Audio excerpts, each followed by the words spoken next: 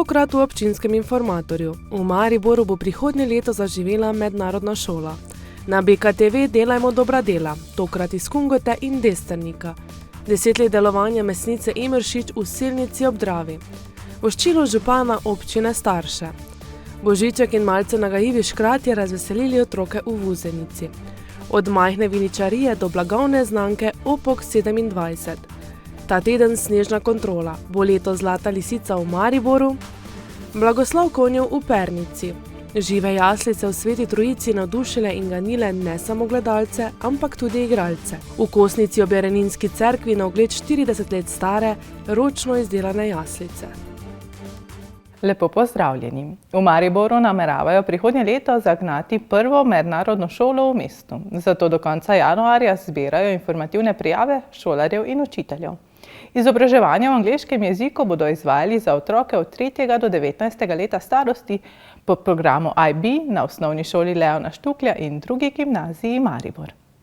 Kot je povedala vodja sektorja za izobraževanje na občinskem uradu za vzgojo in izobraževanje Tatjana Rebernik, je šola namenjena predvsem tujcem. Ko smo analizirali možnosti delovanja šole, kakšna šola bi lahko delovala v Mariboru, je seveda prišel v poštev samo ta IB program. In sicer gre za izobraževanje dejansko od predšolske vzgoje, od 3. leta in vse do 19. leta.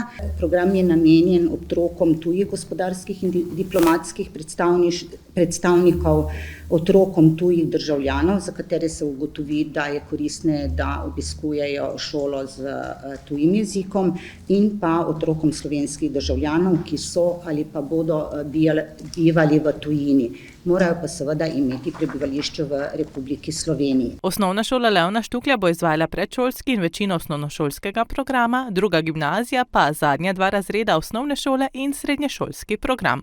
Kaj pa šolnina? Za diploma program 8.300 evrov, 7.160 za srednješolski program in za osnovnošolski okrog 6.000 evrov. Od 6.000 do 7.000 evrov, od 1. do 5. razreda pa je še potem podaljšano bivanje okrog 2.200 do 2.500 evrov. Viri financiranja te šole so 3. En je državni proračun, drug so šolnine, vir financiranja pa je tudi Mestna občina Maribor. Pričakujejo, da se stroški delovanja v prvih letih ne bodo pokrili. Za financiranjem se izvaja učni program. Mestna občina Maribor pa bo finančno skrbela za materialne pogoje izvajanja tega programa. Torej, kot je bilo povedano, določena investicijsko vzdrževalna dela se že izvajajo, zagotovo še bodo potrebna. Poskrbela bo tudi za nošenje vseh materialnih in funkcionalnih stroškov delovanja, kot za nakupe učbenikov in drugo, kar je potrebno za izvedbo programov za vse šolajoče se učence v teh programih. Zdaj so objavili javni poziv za učence, ki bi obiskovali ta program. Ta bo zanje izjemno pomemben, saj od števila odvisno finančno in logistično delovanje šole. Le še nekaj dni nas loči do konca tega leta in v uredništvu BKTV tokrat čarobni december obeležujemo nekoliko drugače. Obiskali smo več občin v naši regiji, rdeča nit obiskov občin pa je bil slogan Delajmo dobra dela. Tokrat se oglašamo iz Kungote. Poglejte si, kako je bilo.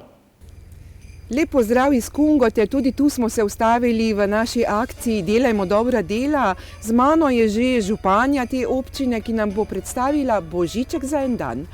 Ja, lepo pozdravljeni. Torej, že drugo leto zaporedoma občina Kungota sodeluje v akciji Božiček za en dan skupaj z neprofitno organizacijo Zavodom 364.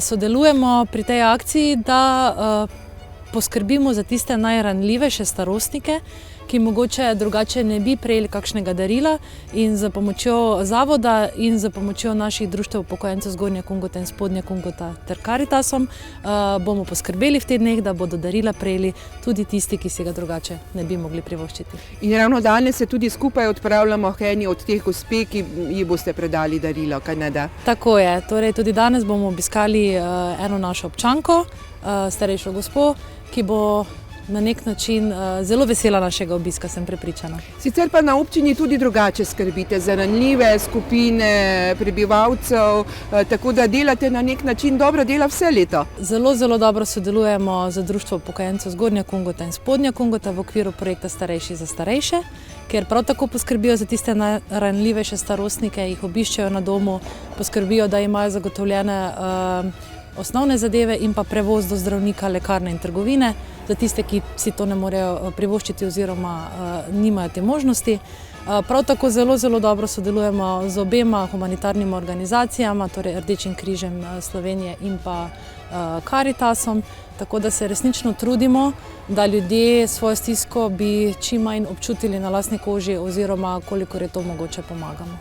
Potem pa je najboljše, da se midva zdaj odpraviva, ker bom stopila za vami, vi veste, kam hodiva. Hvala.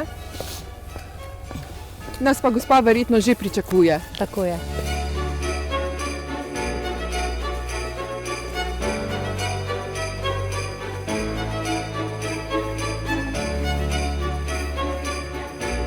Dober dan, gospa Jožica. Dober dan. V občini Kungota je hodil Božiček in je pustil nekaj v dar tudi za vas. Izvolite pa lepe praznike. Enako vam. Ja, vse dobro. Hvala lepa, hvala. Hvala v imenu Društva upokojencev tudi. Smo zelo veseli, da smo lahko se vključili v to akcijo, pa da obiščemo te naše starejše člane in članice v okviru tega vseslovenskega Božička za en dan. Dobro, najlepša hvala, pa vsem vse dobro tudi. Tudi vam. Ja, hvala lepa. Gospa Jožica, eno takole presenečenje, da pride na dom županja z darilom, je zagotovo dobrodošlo, predvsem pa veselo. Nekaj je taki dogodek, res enkratni. Najlepša hvala. Povejte, takole med prazniki verjetno bo tudi pri vas veselo, ste dobrodošli, so verjetno dobrodošle vsake take malenkosti, podrobnosti. Ja, sigurno. Ko so pa prazniki, pa pridejo vsi otroci domov, pa tako da se malo družimo, pa tako da je malo krajši čas mi. Takole, lepo pozdravljeni, vi ste predsednik Društva upokojencev v Kungoti, zagotovo je takole ne zgolj z Božičkom za en dan, ampak tudi čez vse leto, kar treba poskrbeti, da starostniki niso sami, kaj ne da? Ja, tako je, mi se v okviru Društva upokojencev res veselimo takih dogodkov. Zdaj smo presenečeni, pa tudi lansko leto smo že, da smo lahko pomagali pri teh paketih Božička za en dan in smo res veseli, da se to dogaja v naši občini, pa da lahko te starejše upokojenke in upokojence pač obiščemo, ker so zelo veseli tudi našega obiska in včasih je res dobrodošlo kakšen dober pomenek, ker v tem času, zdaj ko je ta korona, enih posebnih druženj ne moremo organizirati, je pa lepo, da obiščemo pač te naše občane in občanke na domu, koliko je pač možno. Tako da smo prav veseli, da smo sodelovali v tej akcije Vseslovenski Božiček za en dan in mislim, da bo to se nadaljevalo tudi v naslednjem letu, pa še naprej in res smo zelo zadovoljni, da lahko pri tem sodelujemo.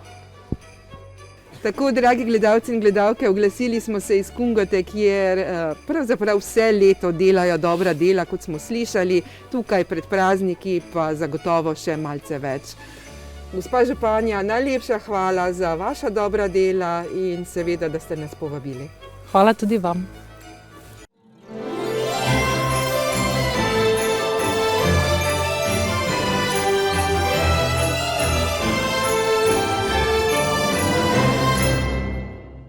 Projekt Delajmo dobra dela smo izvedli tudi z županom Destrnika. Poglejmo. Drage gledalke, dragi gledalci, lepo pozdravljeni. V moji družbi je danes župan Destrnika, gospod Pukšič, ki danes na Ptuju pomaga zdravstvenim delavcem. Kaj pravzaprav počnete? Lepo pozdravljeni v moji družbi. Ja, prav lep pozdrav tudi vam. Ja, odločil sem se od tem decembru pravzaprav nekaj vrniti zdravstvenim delavcem, ki so meni pa v novembru dajali. Jaz sem bil dvakrat cepljen in prebolel COVID, precej hudo je bilo, celo tako, da sem bil v bolnici. in sem se odločil, da jim bom nekaj trenutkov olajšal njihovo delo, ker vse skozi, ki so tako obremenjeni, celo imajo vse skozi tudi nasmeh na obrazu in sprejemajo z odprtimi rokami tako paciente, kot danes ti, ki pridejo na cepljenje.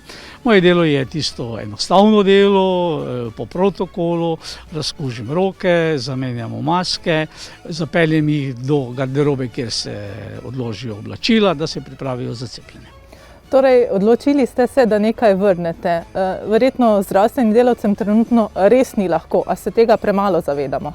Žal se tega premalo zavedamo, bi marsikateri od tistih, ki so mu tudi zdravstveni delavci pomagali, seveda lahko, bom rekel, z kako dobro gesto tudi kaj povrnil, predvsem pa največ bomo naredili ali pa največ bodo naredili tisti, ki še niso cepljeni, tako za sebe kot za vse ostale.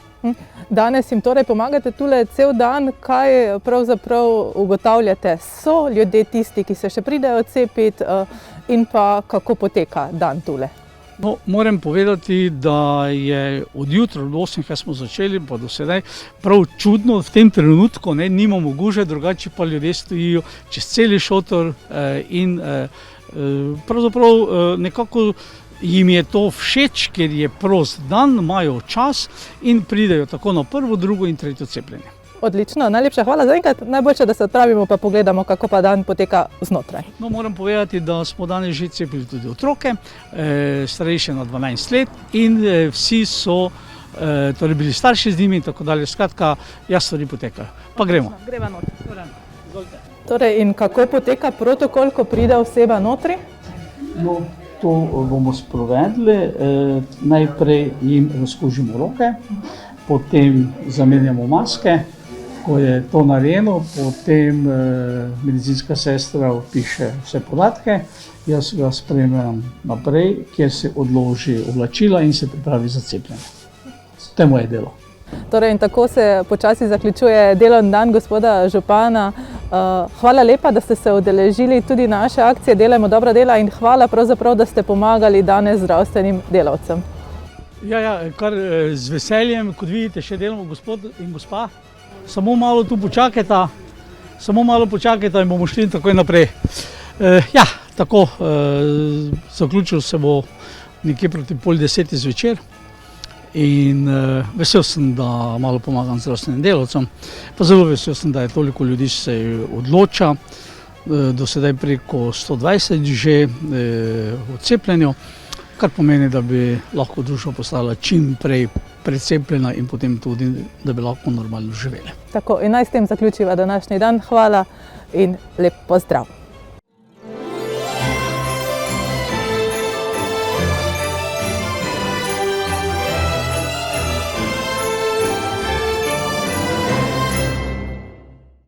V mesnici Imeršič v Selnici ob Dravi obeležujejo 10. leto delovanja. V teh dneh beležijo še posebej velik obisk, december pa obeležujejo s praznično noto. V teh dneh imajo precejšno gnečo tudi v mesnicah. Obiskali smo domačo mesnico Imeršič v Selnici ob Dravi. Najbolj prodajan je zagotovo biftek, ki ga pripravijo svežega vsako jutro. Vsak mesar mislim, da ima svoj recept za biftek, ki ga pač vsi najbolj hvalimo, sploh za te praznične dni. Mi pač delamo dnevno sproti sveži biftek, se meso pripravi, se tisti dan naredi in se tisti dan proda. Tako da imamo pa tudi dve vrsti bifteka. Osnovni biftek, ko ga delamo skozi celo leto, zdaj pa za zadnje dni pred prazniki pa delamo tudi še enega posebej pikant. Njihova posebnost je tudi to, da dobavljajo od vseslovenskih rejcev. Izkoščičimo, pripravimo meso za biftek in iz tega se dela biftek. Ni vse sveže sklano, vse sveže zaklano in to gre v prodajo in v vso nadaljno obdelavo. Veseli ga, da je vedno več ljudi, ki se odločajo nakupovati lokalne izdelke.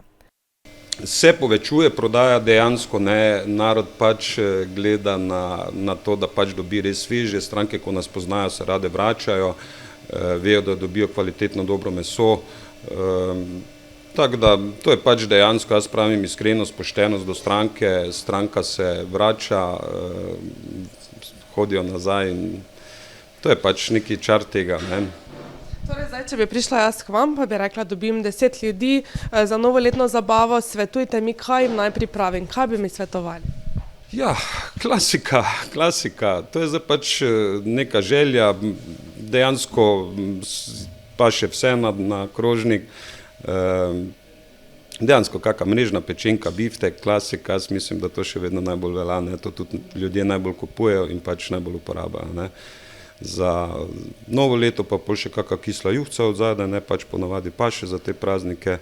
V mesnici pa so kupcem na voljo tudi ostali izdelki. Tako rekoč lahko nabavite vse na enem mestu. Trudimo se, da so vse te osnovne stvari, ne, tako da sploh zdaj v tem korona času, sploh v lanskem letu, letošnjem se pač ljudje izogibajo neke velike gužve. Pri nas pač vedno spuščamo 2 stranki, lokal se vedno zrači, tako da pač stranke rade pridejo pa opravijo tudi večje nakupe, pa tudi ostale osnovne stvari za življenjske potrebe. Ja, pridite, probajte in se prepričajte.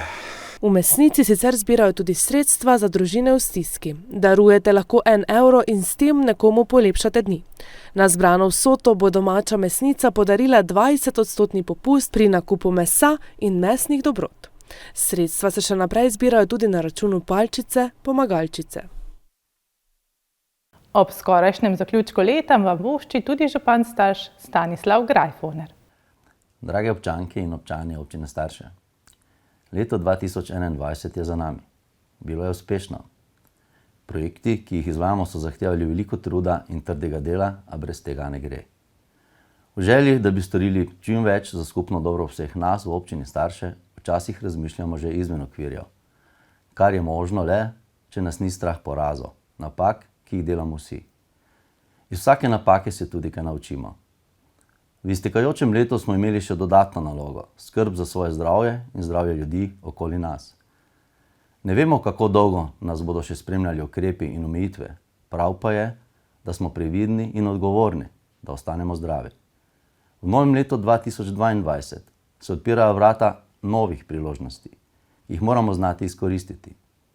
Upravili bomo vse znanje, kar ga imamo, ugrabili vsako priložnost, ki nam bo ponujala boljši jutri, kadarkoli in kjerkoli. In prepričani smo, da bomo začrtane cilje izvedli. Ostajamo še naprej solidarni in sočutni, ter strpni drug do drugega, delovni in ustvarjalni. Če bomo delali v slogi, z ramo ob rami, kot do sedaj, in bo vsak dodal svojo kocko v mozaik, sem prepričan, da bomo zmogli. Ker smo zaradi trenutnega stanja v svetu, državi, občini, omejeni v druženju in medsebojnih stikih, preživimo praznične dni v krogu svojih dragih. Spomnimo se tudi osamljenih, bolnih, pomoči potrebnih. Naklonimo jim del svojega časa, lepo besedo, svojo pozornost in skrb v prazničnih dneh, da ne bodo sami. Praznični dnevi in prihod novega leta naj bodo za vse mirni, čuteči, polni medsebojne topline, razumevanja, strpnosti, ljubezni, sreče in predvsem ostanite zdravi. Božiček in njegovi malce nagajivi škrati so se popeljali po vuzenici in razveselili otroke. Marsikdo od njih je Božička z nestrpnostjo pričakoval, za nekatere pa je bil njegov obisk veliko presenečenje. Tik preden je Božiček krenil na pot po vuzenici, so ga otroci že nestrpno čakali. Koga mi danes čakamo? Božička! Kaj pa Božiček dela? Bogli zdaj tukaj! Ja, pa, se ga že veseliš, verjetno, ne? Ja! Za druge pa je bil prihod Božička veliko presenečenje. Ja, bili so zelo presenečeni, ker nisem povedal, kam gremo. Sem povedal, da sta bila poredna, pa da gremo malo do Maribora peš. A ne? A sem rekel tako? Ja. A sem rekel? Ja. A sta bila presenečena, da zdaj? Nista bila, ti nisi bil. Zdaj pa kak ste se razveselila ali ne? Kako presenečenje je bilo, dobro ali slabo? Dobro. Ja. Dobro. A sta hodila, kaj je kaj bilo? Sladkarija. Ja. A sta jih že pojedla tudi? Ja. Kaj pa zdaj? Ja? Nisi še? Ne. Božiček si je vzel tudi trenutek časa za nas in nam povedal, kaj je pripravil za otroke. Zdaj smo prišli na prvo točko in bomo otroke malo razveselili, tako da ne bo tako šlo skozi, ko je tak domoren čas, ne? Je pa treba tako malo veselje prinesti. Tako. Opazili pa smo, da so njegovi škrati precej navihani in so se kar malo poigrali z otroki in starši. Pa nagajivi, to pa ne, mi nagajamo samo takim malim škratom, ko so tam. Pa bombončke pomagate zdaj Božičku razdeliti, tako da verjetno je to... Božiček bo razdelil bombončke, potem zadnji zraven pa zobne ščetke, zato pa lahko mi veliko bombončkov delimo. A tudi škratje so za kak trenutek izkusili, kako je, če si jih nekdo malce privošči. To je pravi škratje, ne? Glej!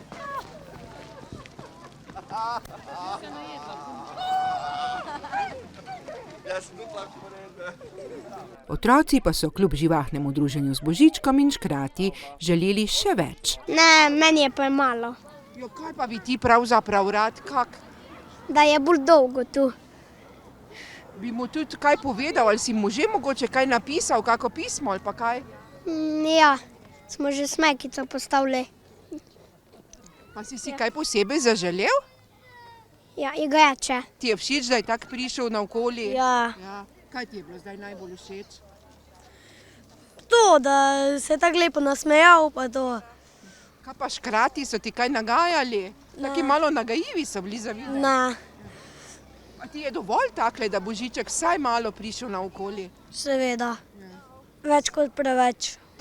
Da so bili otroci razveseljeni, pa da so dobili sladkarije. Pa kaj ti škrati, ko so delili, so bili pridni ali so tako malo pohecali se? Malo se nagajali. Kaj pa Božiček sam ti je kaj rekel, si mu ti kaj mogoče rekla? Ne. Božiček pa se je nato odpravil naprej, da obišče in razveseli še druge otroke v vozenici. V Kungoti bodo z novim letom bogatejši za novo blagovno znamko Opok 27. In zakaj gre? Katja Leber-Vračko z možem se je odločila, da nadgradi njihovo vinsko klet in destinacijo z novim objektom, kjer bo restauracija pa tudi namestitvene kapacitete. Več pa v prispevku. Na vrhu griča na Jedlovniku v Kungoti stoji čudovit nov objekt, ki pa se odlično zlije z naravo v okolici. Nahajamo se v degustacijskem prostoru oziroma naši galeriji v kleti na Opok 27. To je ena nova klet z degustacijskim prostorom, restauracijo in pa sobami. Še pred meseci, ko smo družino Leber-Vračko obiskali, je bilo na tem mestu gradbišče. Z novim letom pa vinska klet že odpira svoja vrata. Projekt sicer pripravljava že nekaj let, ideja je nastala nekje v letu 2018. Namreč, potem ko sva prevzela vinogradništvo, sva si želela ponudbo na kmetiji tudi razširiti in ker je Gregor po poklicu tudi kuhar, je seveda bilo jasno, da si poleg ponudbe vina želiva tudi ponuditi kulinariko in pa potem seveda tudi prenočitvene kapacitete kot neko zaokroženo obliko ponudbe na podeželju. Razgled iz objekta je dih jemajoč, predvsem ko za griče zahaja sonce. Definitivno v prihajajočem letu, sicer z 1. januarjem 2022, bo zaživela ta nova blagovna znamka Opok 27 in upam, da se je kmalu ne samo blagovni znamki tudi pridruži odprtje restauracije, ki je v bistvu v samem finišu. Prenočitvene kapacitete pa šele zaključujemo nekje spomladi v letu 2022, predvsem zaradi same potrebe po prenočitvah, ki je bolj sezonskega tipa. Ime Opok 27 morda zveni malce nenavadno. Z imenom sva se kar dolgo ukvarjala z razvojem nove blagovne znamke. Opok predstavlja podlago, to je v bistvu lapor, ki je glavna podlaga naših vinogradov in pa tudi seveda podlaga pod samim objektom, v katerem se nahajamo, za katerega je bilo potrebno izkopati 6000 kubičnih metrov laporja, kar je bilo kar zahtevno. 27 je pa hišna številka, tukaj na naslovu je Jedlovnik 27, ki je obstajala že prej, ko je tukaj stala ena taka majhna viničarija. Tudi restauracija je že pripravljena na to, da zaživi. Tu boste lahko uživali v kulinarični izkušnji sezonsko in lokalno pridelane hrane. Najina vizija v restauraciji je ponuditi v bistvu zelo lokalno pridelano prehrano, zelo sezonskega tipa.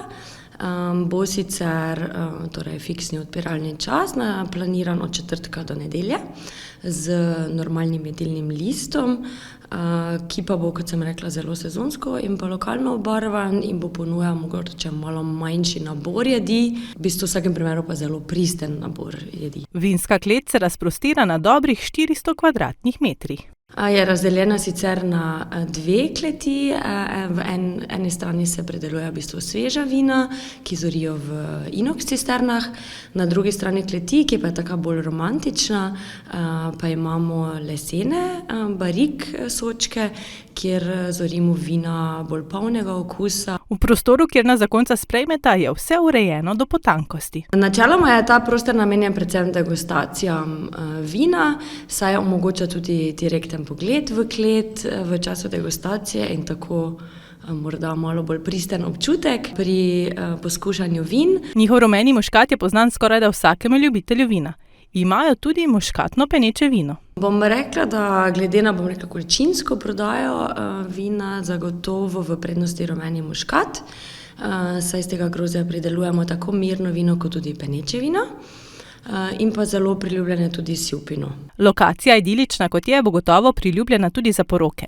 A ti pravita, da bodo organizirane bolj izjemoma, prav tako druženja za zaključene družbe. Snežna kontrola za Zlato lisico bo 30. decembra in vremenska napoved pripravljavcem proge ne gre najbolj na roko.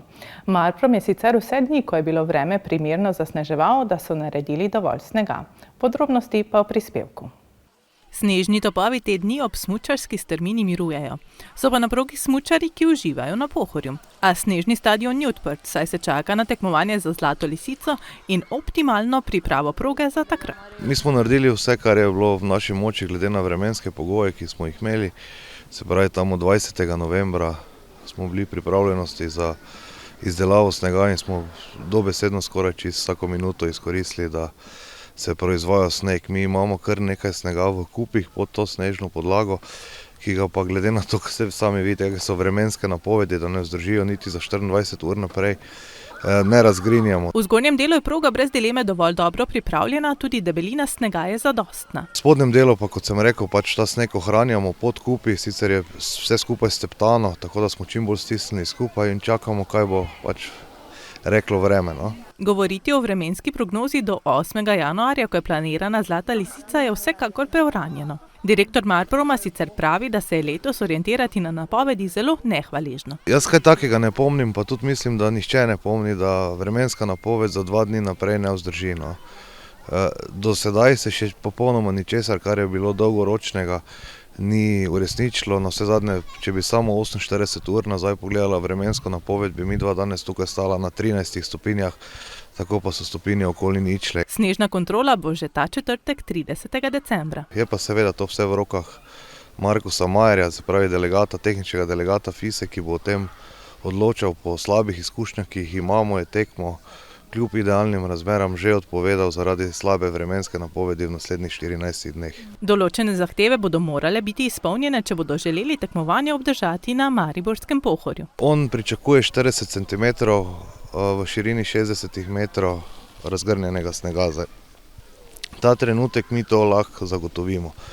Vendar nima dobenega smisla, da te kupe razdiramo, ki so visoki tudi do 2 metra. Saj bi s tem 10 dni pred Zlato lisico dobesedno uničili sneg. Tako to razumevanje, ki ga pač pričakujemo od njega, bo to on po vsej verjetnosti tudi imel, vse sam smučar. Dejstvo pa je, in tega nas je strah, zaradi vremenskih napovedi, ki pa so po sami snežni kontroli, pa se lahko odloči, da bo tekmo selil. In čigavi bodo stroški, ukolikor Zlate lisice v Mariboru ne bo? Dejstvo je, da ta sneg bo ostal tukaj, ljudje bodo smučali po njem tudi po Zlati lisici, da letos gostimo še evropski pokal na tej strmini. Teda ta sneg se bo uporabljal oziroma si želimo, da bi čim bolj dolgo zdržal, zato da ga bodo smučari lahko koristili. Je pa naša pogodba z Alpskim smučarskim klubom Brniki, organizator tekme, popolnoma jasna, 50% pogodbenih vrednosti v primeru odpovedi tekme Alpski smučarski klub mora poravnati. Zlata lisica je bila sicer že v zadnjih 2 letih na nadomestni gorenjski lokaciji na progi moškega svetovnega pokala v Kranjski Gori. Čeprav v nekoliko drugačni izvedbi kot sicer, se je v Pernici odvil blagoslov konj. Poglejmo si, kako je bilo. Ob minulem godu svetega Štefana se je po državi zvrstila vrsta blagoslovov konj. Ustavili smo se v občini Pesnica, kjer se je odvil pred cerkvijo v Pernici. Letos že imamo to tradicionalni blagoslov konj 25krat. Nikoli nismo odpustili, tudi lani ne. Lani bo sicer v sklenjeni obliki, ker smo samo blagoslovili kruh s župnikom in je lastnik prišel po kruh, pa si domov odnesel, pa konju dal za pojesti. Tokrat so blagoslov izvedli v obliki mimohoda. Prihajajo pa iz različnih krajev občine Pesnica, Juri, Lenart, Malečnik, tudi iz Majšperga prihaja, je ogromno, že več let prihaja sin. Po zimi pač tak, ali je sneg, ali je voda, mi smo tu. Vsako leto mora biti, nadaljno tudi naprej. Se tega držimo, da bi še to mladi naprej držali. Duhovniki navadno delajo z ljudmi, zato nas je zanimalo, kakšen je občutek pri delu s konji. Občutek je čudovit. Vidiš, kako nekako v simbiozi lahko živimo, če hočemo, ne? Da lahko človek poskrbi za svoje živali, tako kot žival poskrbi tudi za človeka. Prej sem rekel, konj je nažalost zelo izkoriščena žival, bila skozi zgodovino.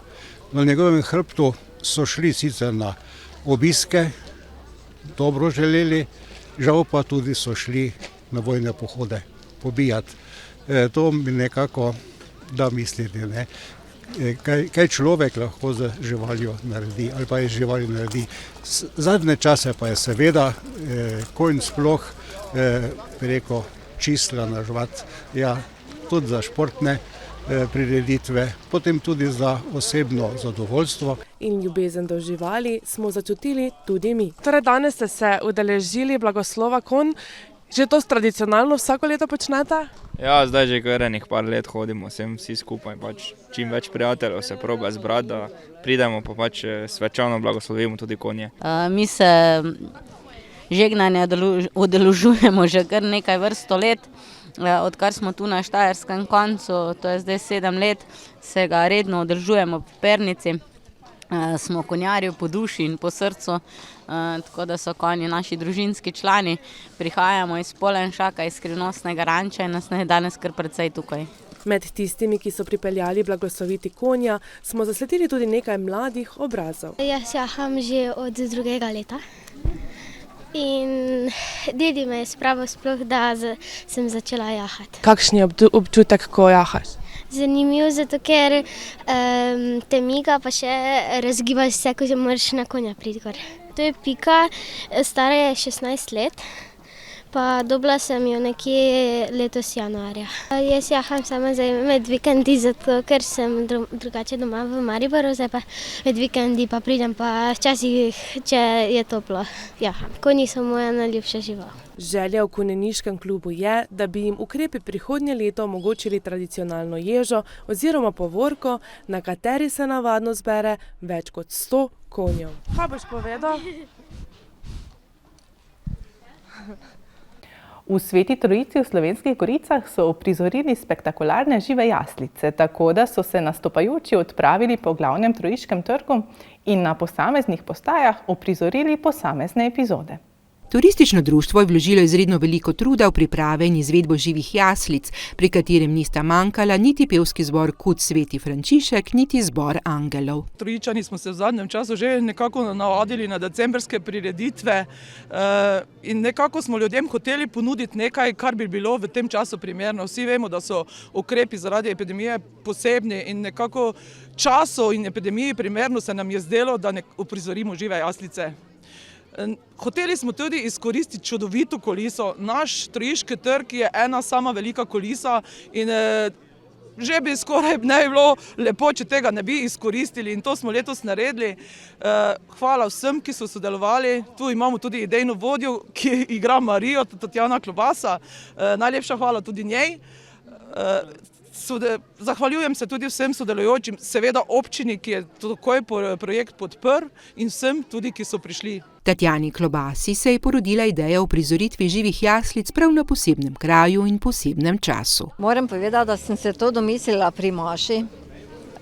Zakaj ne bi v Trojici imeli enkrat živih jaslic? In ko jaz povem našim prijateljem, igralcem, če so za to in vsi so bili enoglasno, da pač to prizorimo. Posebej v tajšnjih časih, ko res ni nič. Ne. Tako da mislim, da je uspelo. Jožeta Ploja, ki je odigral svetega Jožefa, pa se njegova vloga in dogajanje vedno dotakneta. Ganega, saj se ob vsem tem počuti še bolj povezanega s svojimi domačimi. Pri igranju svetega Jožefa se vedno počutim sveto. Ne, vam povem, imam tudi otroke, vnuke in v rojstvu vidim pač vedno nekaj svojih. Njihova uprizoritev je privabila tudi gledalce, ki so stali ob strani ali pa se pomikali naprej po trgu, tako kot je teklo tudi dogajanje.